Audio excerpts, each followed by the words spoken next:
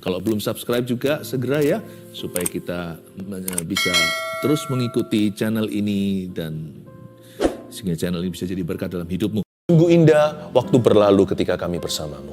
Thank you Tuhan. It feels like forever being with you. And yet, namun demikian merasa cepat sekali waktu itu berlalu karena hati kami menikmati.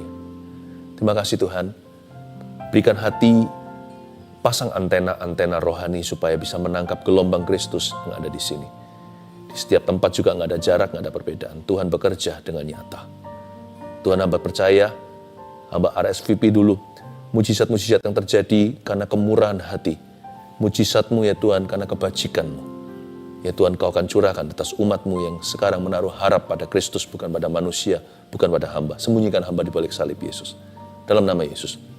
Amin. Hari ini kita ambil Alkitab dan catatan. Saya ingin bicara kepada Anda tentang Tanah Perjanjian. Saya kasih judul Tanah Perjanjian versi kita. Abraham sudah mati. Kita anak-anak iman.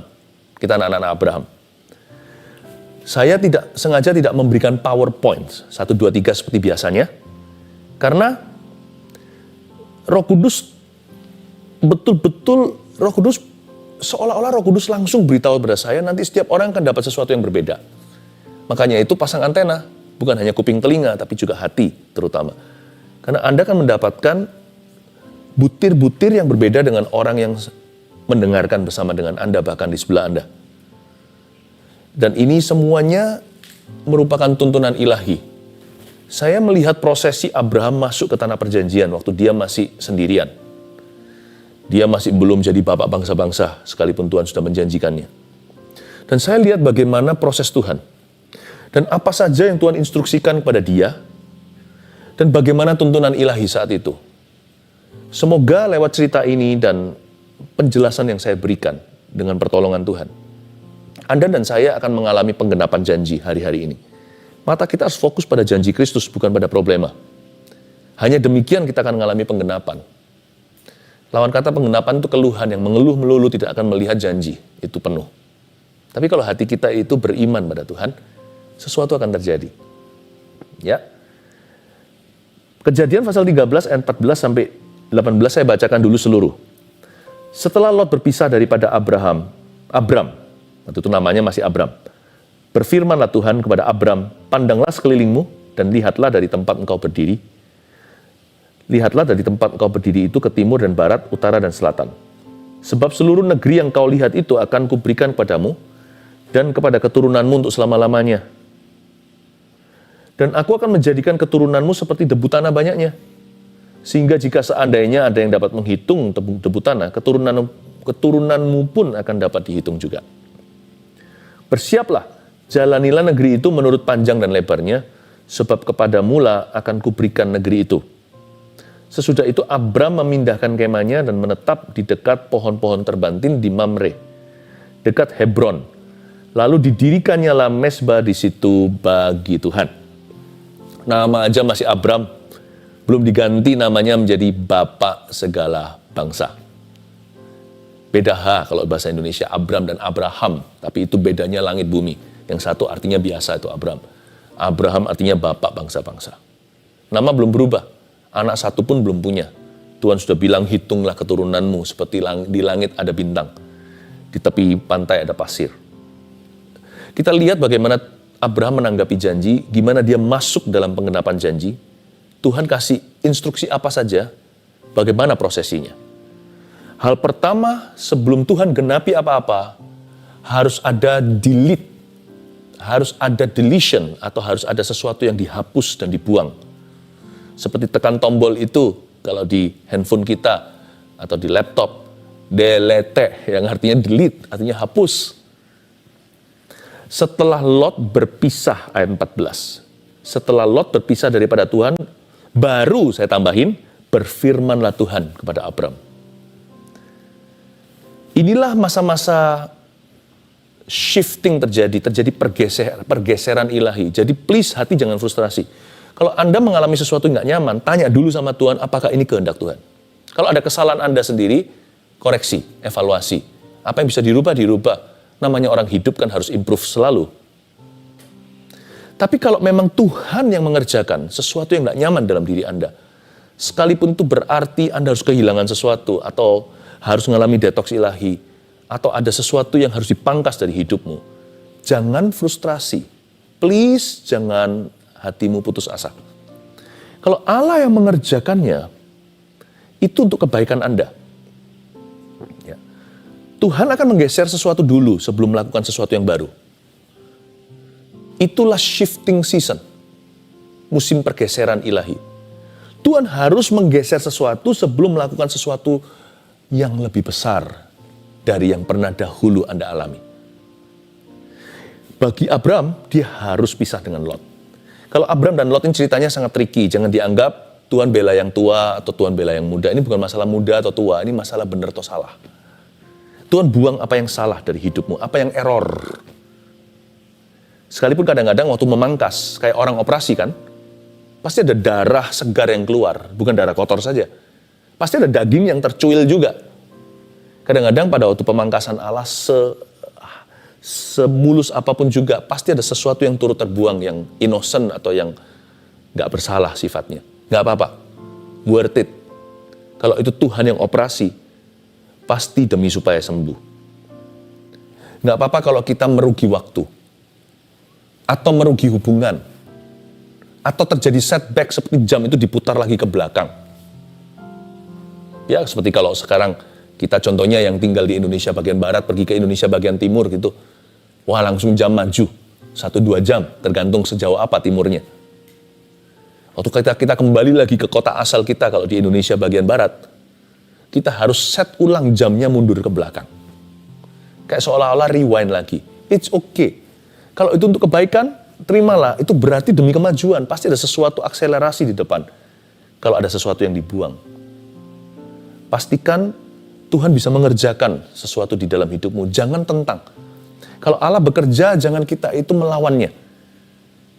Mungkin kita nggak suka, seperti sunat hati contohnya kulit katan dibuang. Itu tujuannya kan ada.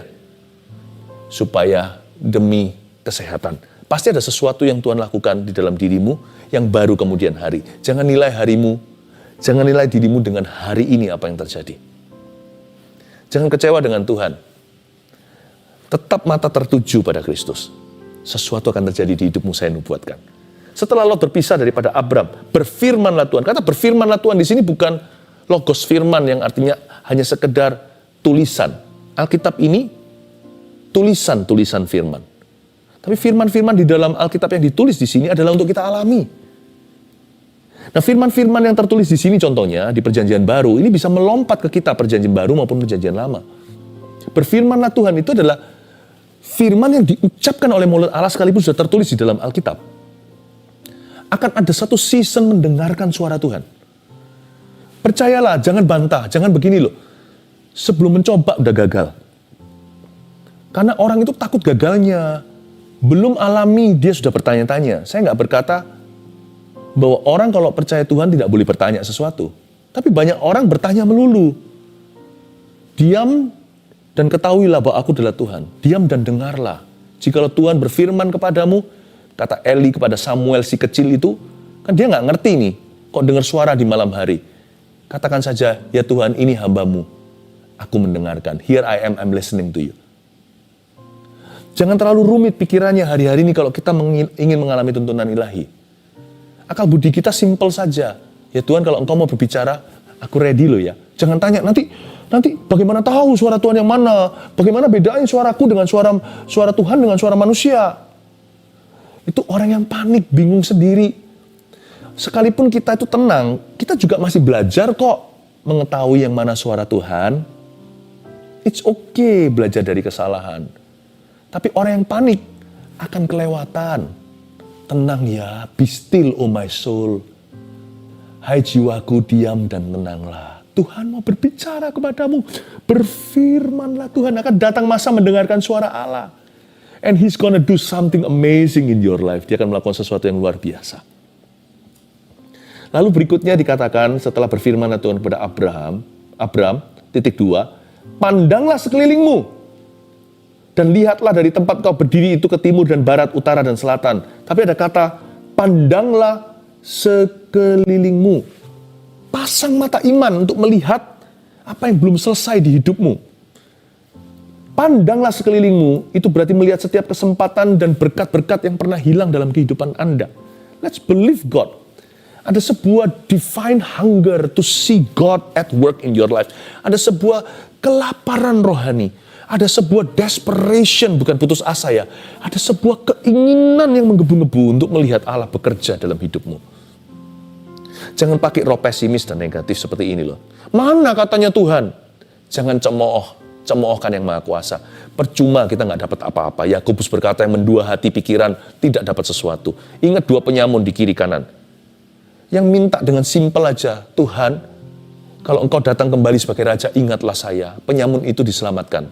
Yang mati di sebelah Yesus itu. Yesus bilang apa? Malam ini, petang ini sebelum matahari terbenam, istilahnya.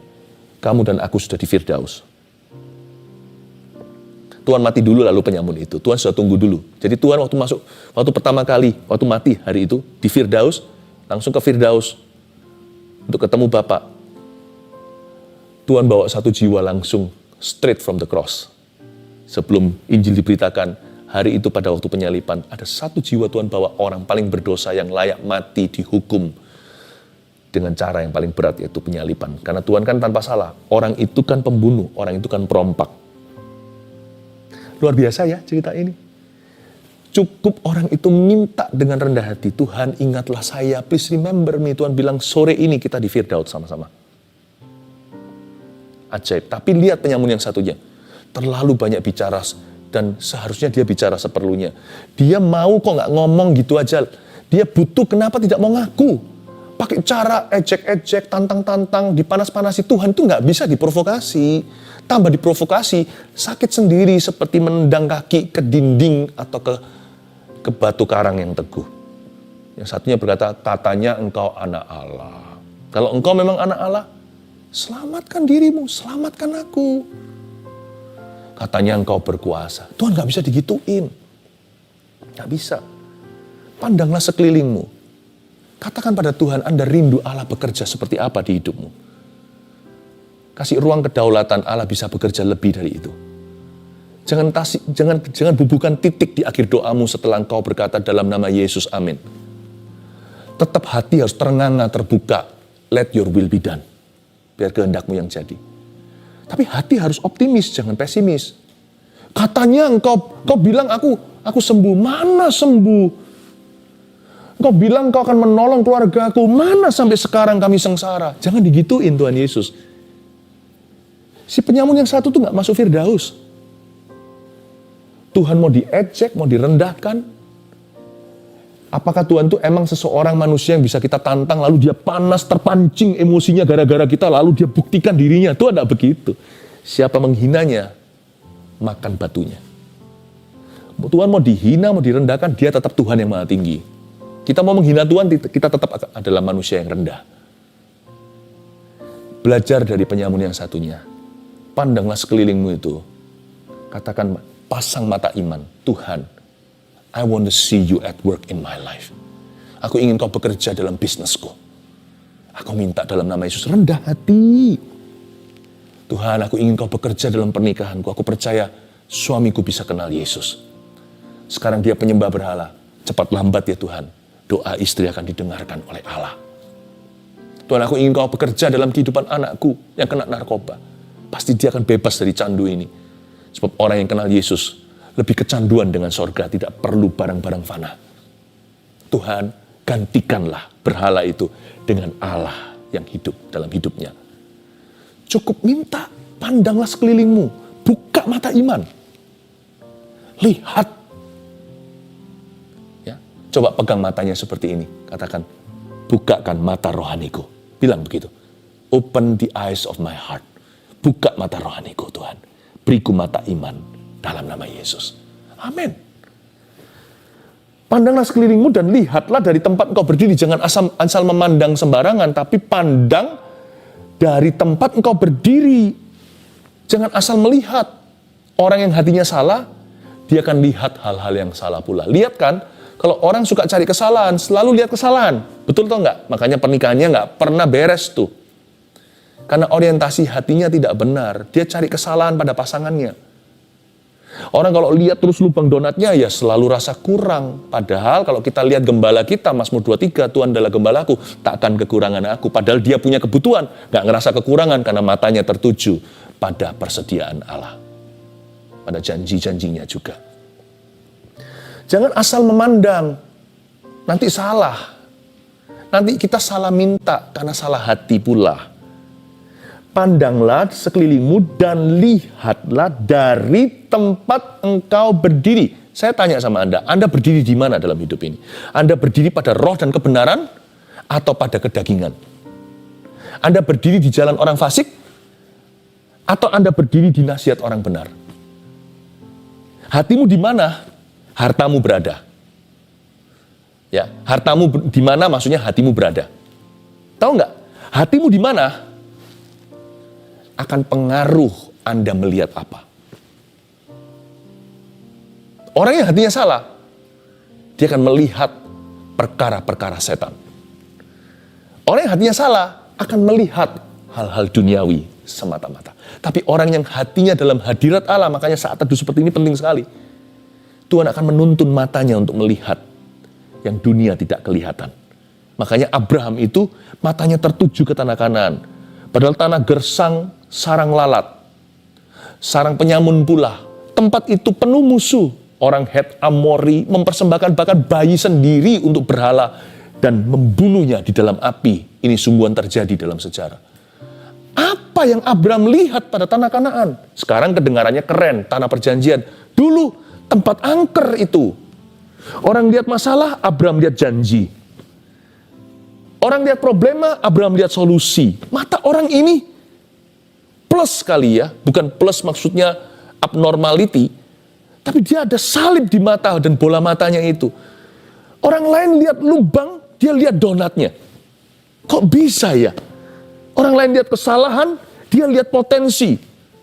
Seperti Tuhannya, waktu Tuhan ketemu Gideon, malaikat Tuhan berkata apa dengan M huruf besar? Itu Yesus Kristus penampakan di perjanjian lama. Hai pahlawan yang gagah perkasa, Gideon berkata, kalau saya pahlawan, kenapa saya menyembunyikan diri dari Midian? Di tempat mesinnya pengirikan anggur, saya injak-injak gandum di situ, saya tumbuk. Kenapa saya harus bersembunyi di tempat yang tidak berfungsi? Tuhan lihat seorang pecundang, tapi Tuhan bisa memandang potensi bahwa orang ini dengan 300 orang akan porak-porandakan ratusan ribu Midian. Abraham melihat Kanaan, dia melihat tanah perjanjian. Karena tempat berdirinya beda. Dia nggak juling rohani. Dia tempat berdirinya, arah anginnya benar, yaitu firman. Dia berdiri pada roh dan kebenaran. Penting sekali, Anda punya pendirian dalam Kristus. Itu yang membuat permintaan kita beda. Karena Alkitab berkata, doa orang benar loh ya. Bukan hanya dengan yakin didoakan sangat besar kuasanya. Jangan-jangan doa jadi mantra. Sebelum ada dengan yakin didoakan sangat besar kuasanya, ada kata doa orang benar, itu status. Pendirian di mana engkau berdiri. Lihatlah dari tempat engkau berdiri. Kalau kita berdiri sebagai orang benar, dengan yakin kita doakan, sisa satu langkah, beriman, terjadi sesuatu yang luar biasa. Jadi doa bukan mantra. Saya kalau doa dengan cara begini, bertele-tele, panjang seperti orang Farisi, maka doaku didengarkan. Bukan. Apa yang membuat doa terhalang? Karena orang itu nggak benar. Bukan berarti kita suci dulu, tapi hati kita harus surrender ke Kristus. Karena Tuhan tidak bisa dimanipulasi. I love this. Tuhan berkata, hey Abraham, pandanglah sekelilingmu. Kamu lihat apa? Kamu harus lihat yang aku lihat. Lihatlah dari tempat engkau berdiri. Where do you stand in my presence? Di mana kau berdiri di hadapanku? Lalu disuruh lihat ke timur, barat, utara, selatan. Suruh pasang mata iman. Dan pendiriannya haruslah Tuhan. Ya kan? Kita lihat ayat 15. Sebab seluruh negeri yang kau lihat itu akan kuberikan kepadamu. Dan kepada keturunanmu untuk selama-lamanya. Betapa indahnya. Di ayat 15, Abraham finally could see. Abraham melihat yang Tuhan lihat di perjanjian lama. Kau lihat enggak? Ke timur, barat, utara, selatan. Negeri yang kau lihat itu akan kuberikan padamu. Abraham dapat double visions. Pertama, dia lihat tanah Kanaan menjadi milik pusakanya. Dua, dia lihat bahwa keturunannya akan menduduki itu. Padahal anak anak pun belum ada satu. Abraham bisa percaya, negeri yang kau lihat itu sarang lalat, tapi dia bisa melihat Yerusalem hari ini. Dia bisa melihat Israel, dia bisa melihat Mesias dari keturunannya nanti. Seluruh bumi akan memperoleh berkat. Semua bangsa-bangsa karena keturunan Abraham dengan K huruf besar. Bukan keturunan-keturunan kecil, tapi keturunan dengan K huruf besar, itulah Yesus Kristus. Can't you see what I'm seeing? Abraham melihat into the future. Mata imannya membawa dia jauh ke depan. Melampaui kemandulannya. Melampaui bahkan menembus apa yang nampak di mata Kanaan yang sampah. Dia bisa melihat negeri yang indah yang telah diberikan Tuhan. Timur, barat, utara, selatan kepada keturunannya. Saya merinding baca ini. Inilah tanah perjanjiannya Abraham. Sekarang terapkan di hidupmu tanah perjanjianmu, tanah perjanjian versimu dan versiku. Dan aku akan menjadikan keturunanmu seperti debu tanah banyaknya. Wow, anak pun belum satu. Usia sudah hampir cepek nih. Sehingga jika seandainya ada yang dapat menghitung debu tanah, keturunanmu pun akan dapat dihitung juga. Bersiaplah, ayat 17 ini requires actions. Membutuhkan sebuah tindakan. Bersiaplah. Nggak bisa beriman saja. Bersiaplah, iman tanpa tindakan adalah mati.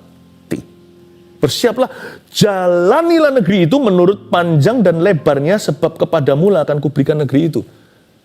Abraham disuruh masuk ke dalam tanah Kanaan. Dia disuruh bersiap-siap mengambil langkah iman. Dengan kata lain di ayat 17 Tuhan berkata pada Abraham hambanya, Abraham, jangan takut menjalani apa yang belum pernah kau lalui, sebab aku Tuhan menyertaimu. Kamu tidak perlu visa untuk perkara baru. Kalau aku bersama denganmu, aku akan ajari dirimu selangkah demi selangkah. Kadang-kadang lamban, tapi pasti. Semua indah pada waktunya. Bersiaplah Abraham, jalani negeri itu menurut panjang dan lebarnya. Abraham bahkan nggak tahu ukurannya, panjangnya berapa, lebarnya berapa. Kita beli rumah aja tahu kok size-nya berapa. Ini 1000 meter persegi, ya kan? 50 kali 20. Dia nggak tahu panjang lebarnya berapa ukurannya. Tapi dia percaya sama Tuhannya. Jalani negeri itu. Sekalipun kamu nggak pernah ke situ, akulah visamu. Iman, kata Ibrani, adalah dasar dari segala sesuatu yang kita harapkan. Bukti dari segala sesuatu yang belum kita lihat. Kalau kita bisa lihat Tuhan sekarang, kita sudah lihat apa yang akan terjadi di hidup kita nanti. Sekalipun saya nggak tahu segala sesuatu loh ya. Saya nggak tahu setiap partikel-partikel hidupku. Namun kalau aku punya Yesus, Dia cukup bagiku. Dia maha tahu, Dia tahu masa depanku. Saya tidak tahu masa depan saya, tapi saya tahu Dia yang tahu masa depanku. Yesus namanya. Bersiaplah, jalani negeri itu menurut panjang dan lebarnya. Jangan takut kau lalui tempat yang tidak pernah kau ke situ. Ada banyak di antara kita hari-hari ini mengalami perkara baru karena terpaksa. Pekerjaan baru, new normal katanya. Atau berbagai macam cara, jangankan pekerjaan, pelayanan pun ada mengalami evolusi-evolusi yang luar biasa. Tenang saudara-saudara, Tuhan yang sama membawamu di season-season yang lalu, musim-musim yang lalu hingga hari itu sebelum pandemi, Tuhan akan membawa Anda di season ini. Lanjutkan aja perjanjianmu dengan Tuhan. Tanah perjanjian kan, kita punya covenant dengan Tuhan Yesus. Dia yang sama, gak pernah berubah dahulu, sekarang, selamanya, akan membawamu ke masa depan. Bagi kita, segala sesuatu seolah-olah sekarang itu new. Bagi Tuhan, tidak ada yang baru. Tuhan tahu segala sesuatu. Jadi orang yang menggandeng Yesus, siap untuk menghadapi hari esok. Sekalipun dia gak tahu hari esok ada apa di depannya. Jalani. Ayat 18, ayat terakhir. Sesudah itu Abraham memindahkan kemahnya. Wow! Ini saya kagum. Kayaknya kita baca kok biasa ya. Anda sadar gak? Abraham langsung pindahkan kemahnya. Ada plan of action langsung. Ada tindakan iman. Ada perencanaan yang langsung ditindaklanjuti. Ada follow up. Banyak orang kan hanya janji-janji melulu. Atau beriman-iman doang. Abraham itu melakukan. Makanya dia disebut Bapak Iman. Yang membuat beda adalah Apakah sebelum Abraham belum ada orang yang percaya? Ada, tapi lip service saja. Abraham ini satu-satunya yang langsung hengkang. Sesudah itu Abraham memindahkan kemahnya dan menetap di dekat pohon-pohon terbantin di Mamre, dekat Hebron. Lalu didirikannya lah mezbah di situ bagi Tuhan. Di ayat 18 ini sendiri ada 3 poin yang luar biasa sebenarnya. Dia memindahkan kemahnya. Berarti Abraham tahu bahwa tidak akan terjadi apa-apa, tidak akan terjadi sesuatu sampai dia sungguh-sungguh melangkah dengan iman. Your first step determines your success. Langkah pertamamu akan menentukan sukses kemudian. Langkah pertama itu sangat menentukan. Makanya jangan asal-asalan. Harus mantap melangkah. Karena kita tidak tahu segala sesuatu. Apalagi karena kita tidak tahu segala perkara. Harus mantap melangkah. Bukannya justru sebaliknya, Pastor Philip. Kalau saya tidak tahu semuanya kan saya ragu-ragu melangkah. Waktu saya mengambil langkah ke satu. Atau langkah pertama. Salah. Justru karena kita tidak tahu segala sesuatu di depan kita. Kalau melangkah itu sekalipun kita nggak yakin 100%, ya enggak. Kan saya nggak dengar tuh. Kan saya, mungkin Anda berkata, kan saya tidak mendengar Tuhan secara audible seperti mendengarkan suara manusia langsung hari ini. Asal hatimu benar, asal Anda tidak melanggar firman Tuhan. Kalau itu di dalam suatu perikop, keputusan-keputusan yang harus dipertimbangkan matang-matang, namun Anda harus mengambil kesimpulan dan juga membuat keputusan. Melangkahlah dengan pasti, percaya Tuhan beserta. Kalau ada kurang pas di mana, Allah kita itu sanggup bekerja dalam segala perkara. Untuk menuntun kita. Bukankah Roh Kudus itu memimpin kita dalam segala kebenaran, bukan hanya kebenaran yang mutlak seperti firman Tuhan. Tapi kalau ada sedikit yang rasanya kurang pas, padahal kita sudah berusaha untuk tahu, Roh Kudus itu bisa setir kita kembali ke jalan utama. Saya kagum dengan Abraham, dia langsung memindahkan kemahnya. Dia pindahkan kemahnya itu perlu satu tindakan nyata. Pasang, pindah barang, ada before and after, sebelum dan sesudah, ada langkah untuk sungguh-sungguh dibuat ke situ. Ada harga yang dibayarnya. Lalu Abraham memilih satu lokasi. Saya ajak Anda untuk melihat bagaimana kita menentukan, bagaimana keputusan kita bisa strategis secara rohani. Abraham bukan hanya memindahkan kemahnya, dia menetap di dekat pohon-pohon terbantin di Mamre dekat Hebron. Pohon-pohon terbantin di Mamre ini, pohon terbantin itu oak tree, O-A-K, O-A-K, oak. Oak tree itu terkenal kokoh dan tahan daya, tahan lama, tahan uji waktu dan juga cuaca. Seperti kalau Indonesia itu jati gitu ya, kalau rumah-rumah lama gitu banyak dari jati kan sampai berdiri sampai hari ini, nggak rayapan segala. Karena kan dibanggakan berat, bukan kayu-kayuan. Oak tree, dia taruh kemahnya di tempat yang tahan lama. Dia taruh di tempat yang tahan uji. Karena itu ini adalah suatu pesan profetik. Secara fisik bahkan Abraham pintar. Dia nggak mau bangun sesuatu yang sifatnya rapuh. Dia mau bangun sesuatu yang kekal. Dia mau taruh rumahnya di atas fondasi yang teguh, bukan pasiran yang nanti kalau kena banjir, longsor. Tapi di atas batu karang. Dia tak pakai bahan-bahan yang mantap, bahan-bahan yang tetap. Bahan-bahan yang gak gampang erosi, bahan-bahan yang tidak mudah rayapan, tidak mudah karatan. Dia pilih kayu itu yang betul-betul kokoh seperti oak tree. Demikian pula jati. Abraham secara fisik, dia memikirkan bukan hanya kesenangan sesaat. Dia pikirkan bahwa apa yang dia lakukan setiap langkahnya harus kuat. Iman kita juga jangan asal-asalan atau sementara. Harus tahan uji waktu, tahan ujian, tahan godaan. Tanah perjanjian itu bukan sekali dapat satu janji, sudah kelar. Tanah perjanjian adalah perjanjian dengan Tuhan. Di mana kita masuk dari satu penggenapan janji kepada penggenapan janji berikutnya. Selalu miliki marathon mindedness. Pikiran kita itu maraton, bukan sprint 100 meter lari sekencang-kencangnya, lalu ngos-ngosan, lalu nggak bisa berkutik lagi, lalu pingsan di lapangan. No. Hidup kita ini, selama kita diizinkan hidup, kita harus terus berlari tanpa lesu, berjalan tidak pingsan. Pastikan imanmu itu panjang sabar, Kalau seketika belum dapat berkat seketika, atau belum mendapatkan jawaban yang instan, tetap beriman pada Tuhan. Tanah perjanjian itu komitmen jangka panjang. Abraham masuk, belum the end of the story. Masih ada Ishak, masih ada Yakub. Yakub pun nanti dituntun keliling dulu pergi ke Mesir dengan keturunannya. Nanti kemudian setelah Yusuf mati, kemudian hari keturunannya yaitu Musa dari suku Lewi membawa bangsa Israel kembali lagi keluar dari Mesir, dan Yosua membawa kembali lagi masuk ke tanah Kanaan. Perjalanan panjang sejarahmu dengan Tuhan. Iman harus sabar, iman harus tahan uji, tahan godaan.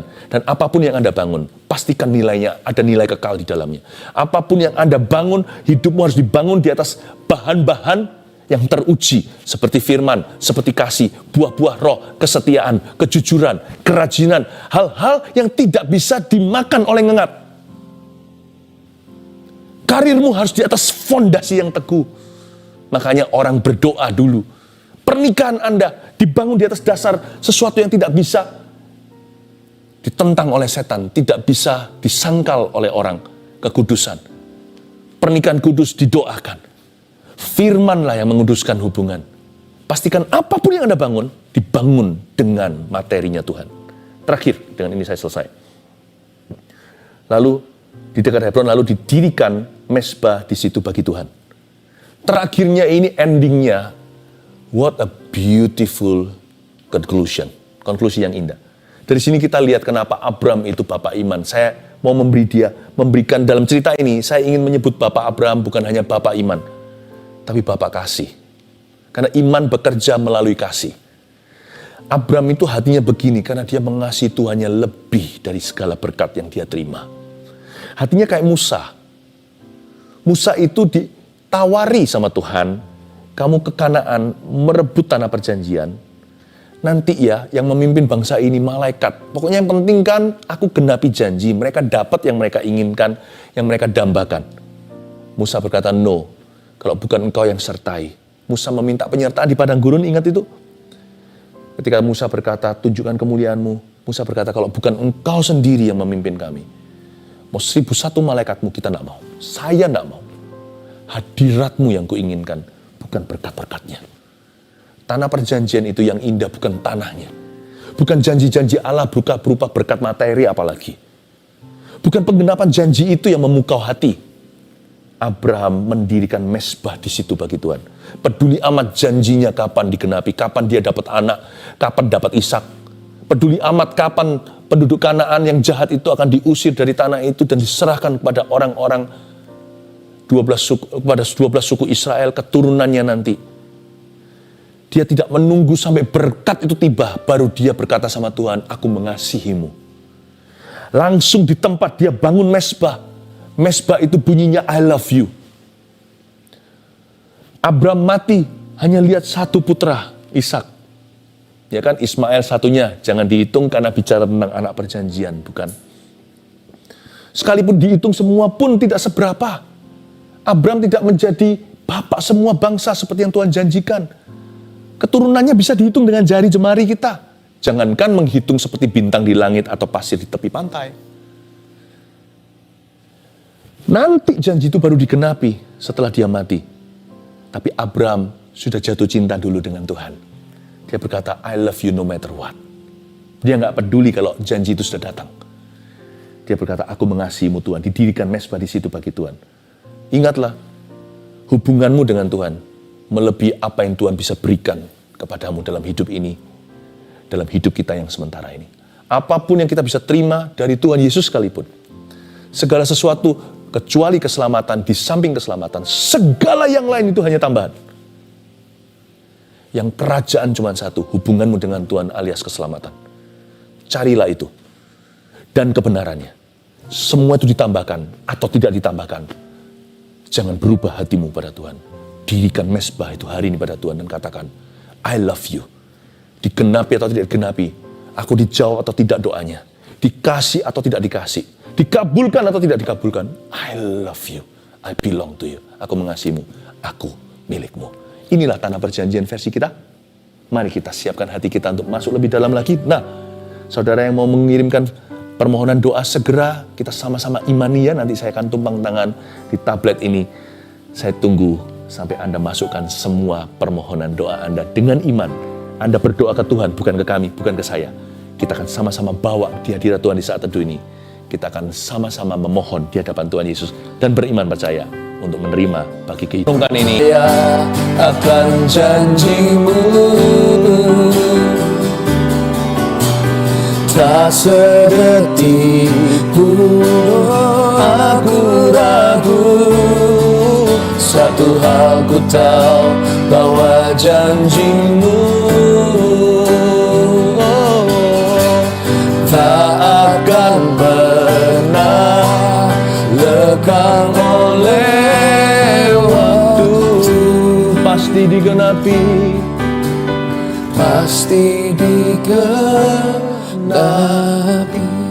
Mari angkat tangan kita sama-sama untuk menerima berkat. Setelah ini kita nyanyi satu lagu, sebuah lagu lama sudah dipersiapkan, betapa indahnya, nostalgia, hadirat Allah tidak berubah. Terimalah berkat dari Allah Bapa, kasih karunia dari Yesus, pengurapan dari Roh Kudus menyertaimu, setiap anggota keluarga saat teduh. Jesus loves you. Haleluya. Amin.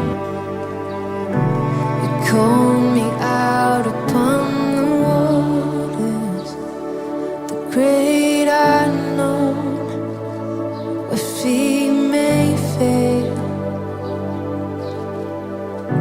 and there I find you in the mystery, in oceans deep. My faith will stand. Come on, you make it your prayer.